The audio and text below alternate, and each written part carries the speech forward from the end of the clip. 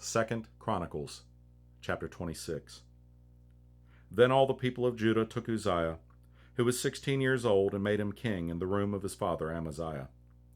He built Eloth, and restored it to Judah. After that the king slept with his fathers. 16 years old was Uzziah when he began to reign, and he reigned 52 years in Jerusalem. His mother's name also was Jechaliah of Jerusalem. And he did that which was right in the sight of the Lord, according to all that his father Amaziah did. And he sought God in the days of Zechariah, who had understanding in the visions of God, and as long as he sought the Lord, God made him to prosper. And he went forth and warred against the Philistines, and brake down the wall of Gath, and the wall of Jabneh, and the wall of Ashdod, and built cities about Ashdod, and among the Philistines. And God helped him against the Philistines, and against the Arabians that dwelt in Gur-baal, and the Mehunims. And the Ammonites gave gifts to Uzziah, and his name spread abroad, even to the entering in of Egypt, for he strengthened himself exceedingly. Moreover, Uzziah built towers in Jerusalem, at the corner gate, and at the valley gate, and at the turning of the wall, and fortified them. Also he built towers in the desert, and digged many wells, for he had much cattle, both in the low country and in the plains, husbandmen also, and vine dressers in the mountains, and in Carmel, for he loved husbandry. Moreover, Uzziah had an host of fighting men that went out to war by bands, according to the number of their account, by the hand of Jeiel the scribe, and Maaseiah the ruler, under the hand of Hananiah, one of the king's captains. The whole number of the chief of the fathers of the mighty men of valor were 2,600. And under their hand was an army, 300,000, and 7,500 that made war with mighty power to help the king against the enemy.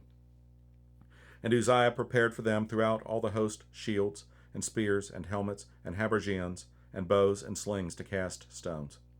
And he made in Jerusalem engines, invented by cunning men, to be on the towers and upon the bulwarks, to shoot arrows and great stones withal. And his name spread far abroad, for he was marvelously helped till he was strong. But when he was strong, his heart was lifted up to his destruction.